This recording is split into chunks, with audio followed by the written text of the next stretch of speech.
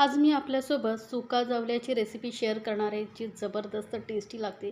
बघताच तुमच्याही तोंडाला पाणी सुटलं असेल. मस्त असा चमचमीत, झणझणीत असा हा सुका जवला बनवण्याची सोपी पद्धत आहे. एकदा नक्की बनवून पहा, तुम्हालाही आवडेल. तर जवला कोणता निवडायचा, कसे बनवायचे ते मी तुम्हाला स्टेप बाय स्टेप सांगणार आहे. तर त्यासाठी आधी बघा, सर्वात पहिला आपल्याला घ्यावा लागणार आहे जवला.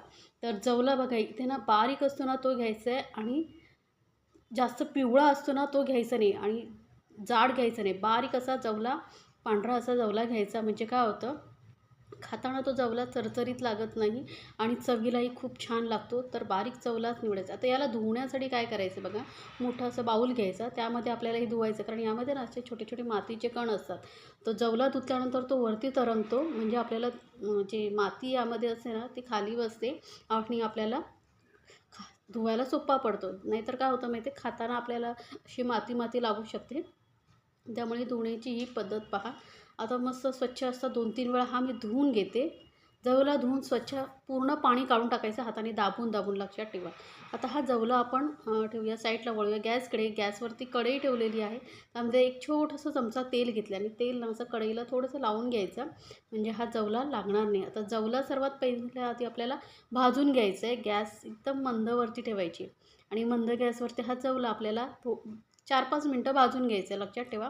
म्हणजे काय होईल, जवला व्यवस्थित भाजला गेला ना की जवला चवीलाही खूप छान लागतो, आणि असा टेस्टी जवला तुमचा तयार होईल. तर गॅस एकदम कमी ठेवायची, आणि हा असा मध्ये मध्ये मिक्स करत आपण हा जवला साधारण 5 मिनटं भाजून घेऊया. तर हा बघा, जवला आपला असा थोडासा हलका हलकासा भाजला गेलेला आहे. अजून थोडा वेळ भाजूया. तर बघा, आता जवला आपला भाजून झालेला आहे, काढून घेतलेला आहे. त्यानंतर त्याच कढईमध्ये आपण घेणार आहोत तेल. तर 2 चमचे मी तेल घेतलेलं आहे, आणि यामध्ये ना 2 मध्यम आकाराचे कांदे बारीक चिरून घेतलेले आहेत.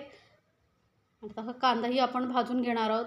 कांदा ही भाजण्याची एक पद्धत आहे. आपल्याला हा कांदा किती भाजायचा आहे, ज्यामुळे आपला जवला टेस्टी होईल, तेही मी तुम्हाला पुढे सांगणार आहे. तर गॅस आता मीडियमवरती केलेली आहे, आणि हा कांदा आपण छान असा भाजून घेणार आहोत. तर बघू शकता, कांद्याचा हलका हलका कलर चेंज झालेला आहे. मऊ मऊ असा कांदा आपल्याला पाहिजे, लक्षात ठेवा. आता हा कांदा थोडासा भाजला गेला आहे, थोडासा हलका मऊ झाल्यानंतर यामध्ये घालणार आहोत आपण आलं लसूण पेस्ट. तर इथे ताजं आलं लसूण पेस्ट घाला. मी काय केलेलं आहे माहिती आहे, 5-6 लसणाच्या पाकळ्या आणि एक अर्धा इंच आल्याचा तुकडा किसून घेतलेला आहे. यामुळे काय होतं, टेस्ट छान येते.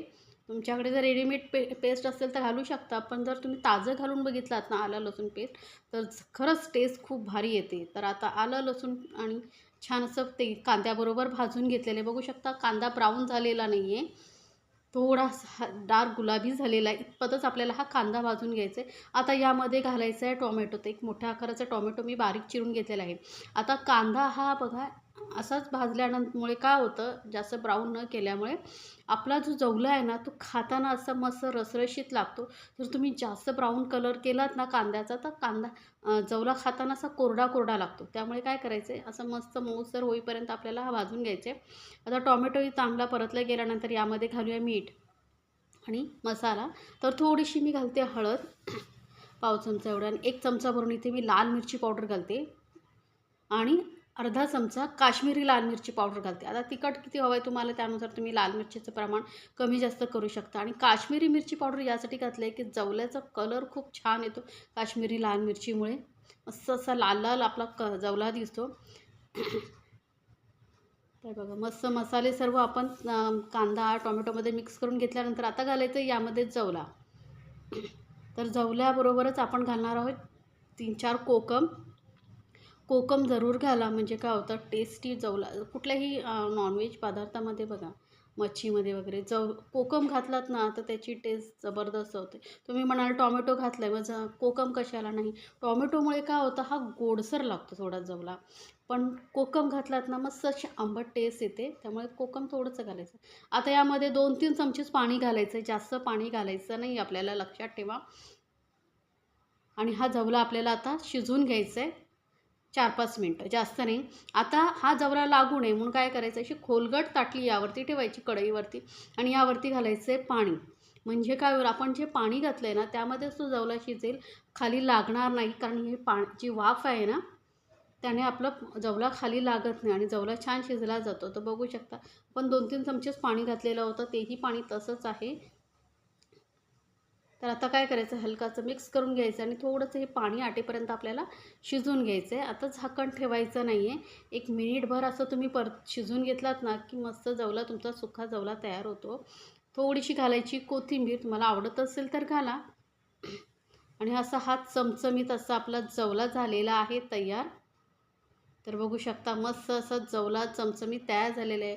पोळीबरोबर, भाकरीबरोबर खरंच खूप भारी लागतो. तर एकदा नक्की बनवा आणि मला सांगायला विसरू नका. आणि जर रेसिपी आवडली तर चॅनलला लाईक्स, कमेंट्स आणि सबस्क्राईब करायला विसरू नका. सोबतच बेल आयकॉनवरती नक्की क्लिक करा, म्हणजे काय होईल, माझ्या नवीन रेसिपीची नोटिफिकेशन लगेचच तुमच्यापर्यंत पोहोचेल. आणि हा तुम्ही रेसिपी कुठून पाहताय तेही मला सांगा, म्हणजे काय होईल, मलाही कळेल की तुम्ही माझ्या रेसिपी कुठल्या शहरातून पाहताय ते.